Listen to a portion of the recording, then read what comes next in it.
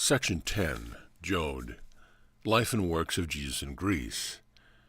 Chapter 44. The Greek philosophy was full of pungent truth, and Jesus longed to study with the masters in the schools of Greece. And so he left his home in Nazareth and crossed the Carmel hills, and at the port took ship and soon was in the Grecian capital. Now the Athenians had heard of him as teacher and philosopher, and they were glad to have him come to them, that they might hear his words of truth. Among the masters of the Greek was one, Apollo, who was called defender of the oracle, and recognized in many lands as Grecian sage. Apollo opened up for Jesus all the doors of Grecian lore, and then the Epigraphs he heard the wisest master speak. But Jesus brought to them a wisdom greater far than theirs, and so he taught. Once in the amphitheater he stood, and when Apollo bade him speak, he said, "Athenian masters, hear. In ages long ago, men wise in nature's law sought out and found the place on which your city stands. Full well you know that there are parts of earth where its great beating heart throws heavenward etheric waves that meet the ethers from above, where spirit, light, and understanding, like the stars of night, shine forth. Of all the parts of earth there is no place more sensitized, more truly spirit-blessed than where Athens stands.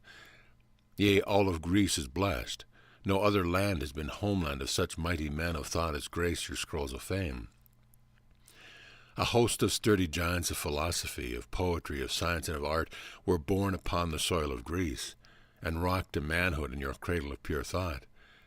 I come not here to speak of science, of philosophy, of art, or these that you know the world's best masters now. But all your high accomplishments are but stepping stones to worlds beyond the realm of sense, are but elusive shadows flitting on the walls of time. But I will tell you of a life beyond, within, a real life that cannot pass away. In science and philosophy there is no power strong enough to fit a soul to recognize itself, or to commune with God. I would not stay the flow of your great stream of thought, but I would also turn them to the channels of the soul. Unaided by the spirit breath, the work of intellection tends to solve the problems of things we see and nothing more. The senses were ordained to bring into the mind mere pictures of the things that pass away. They do not deal with real things. They do not comprehend eternal laws. But man has something in his soul, a something that will tear the veil apart that he may see the world of real things. We call this something spirit consciousness. It sleeps in every soul and cannot be awake until the holy breath becomes a welcome guest. The holy breath knocks at the door of every soul, but cannot enter in until the will of man throws wide open the door. There is no power in intellect to turn the key. Philosophy and science both have toiled to get a glimpse behind the veil, but they have failed. The secret spring that throws ajar the door of soul is touched by nothing else than purity and life, by prayer and holy thought.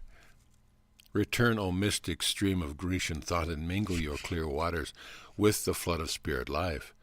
And then the spirit consciousness will sleep no more, and man will know, and God will bless. When Jesus had thus said, he stepped aside.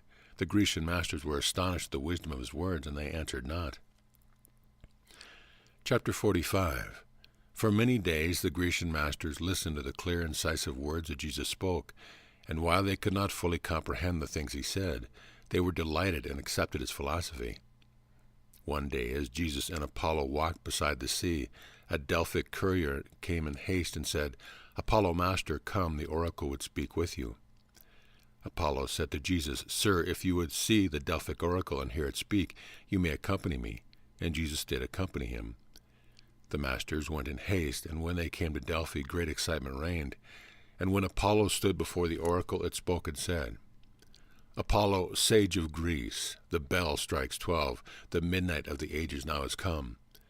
Within the womb of nature ages are conceived, they gestate, and are born in glory with the rising sun.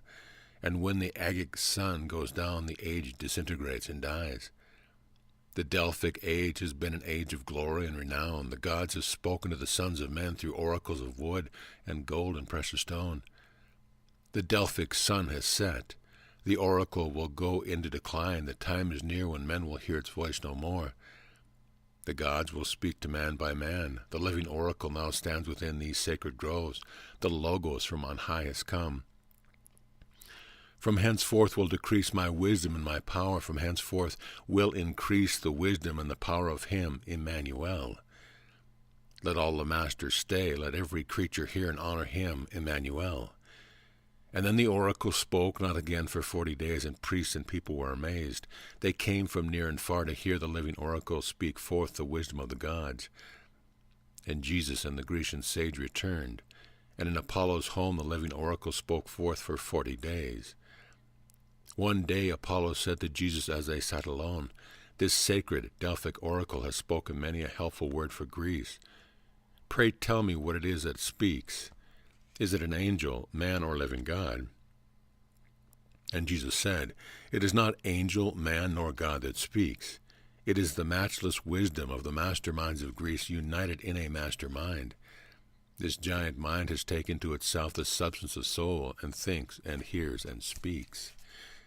It will remain a living soul while mastermind feeds it with thought, with wisdom, and with faith and hope. But when the masterminds of Greece shall perish from the land, this giant mastermind will cease to be, and then the Delphic oracle will speak no more." Chapter 46. It was a holy day, and Jesus walked upon the Athens beach. A storm was on, and ships were being tossed about like toys upon the bosom of the sea. The sailors and the fishermen were going down to watery graves. The shores were strewn with bodies of the dead.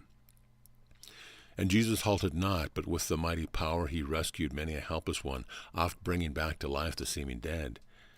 Now on these shores were altars scarred to God supposed to rule the sea, and men and women, heedless of the cries of drowning men, were crowding all about these altars, calling on their gods for help.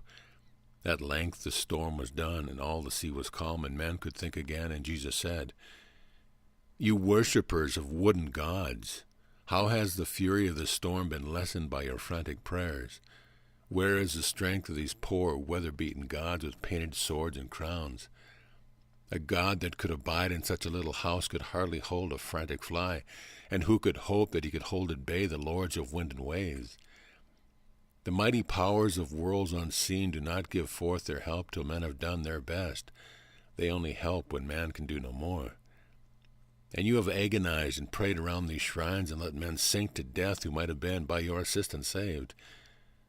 The God that saves dwells in your souls and manifests by making use of your own feet and legs and arms and legs. Strength never comes through idleness, nor through the waiting for another one to bear your load or to do the work that you are called to do. But when you do your best to bear your load and do your work, you offer unto God a sacrifice well-pleasing in his sight. And then the Holy One breathes deeps upon your glowing sacrificial coals and makes them blaze aloft to fill your souls with light and strength and helpfulness. The most efficient prayer that men can offer to a God of any kind is helpfulness to those in need of help. And what you do for other men, the Holy One will do for you. And thus God helps. His works in Greece was done, and Jesus must go on his way to Egypt in the south, Apollo with the highest masters of the land, and many people from the varied walks of life stood on the shore to see the Hebrew sage depart. And Jesus said, "The Son of Man has been in many lands, has stood in temples of a multitude of foreign gods, has preached the gospel of goodwill and peace on earth to many people, tribes, and tongues. He has been received with favor in a multitude of homes, but Greece is of them all the royal host. The breadth of the Grecian thought, the depth of her philosophy, the height of her unselfish aspiration, have well fitted her to be the champion of the cause of human liberty and right. The fates of war have subjugated Greece because she trusted in the strength of flesh and bone and intellect, forgetful of the spirit life that binds a nation to its source of power. But Greece will not forever sit within the darkness of the shadowed land as a vassal of a foreign king. Lift up your heads, you men of Greece. The time will come when Greece will breathe the ethers of the holy breath and be a mainspring of the spirit power of earth. But God must be your shield, your buckler, and your tower of strength." And then he said farewell. Apollo raised his hand in silent benediction, and the people wept. Upon the Cretan vessel Mars, the Hebrew sage sailed from the Grecian port. End of section.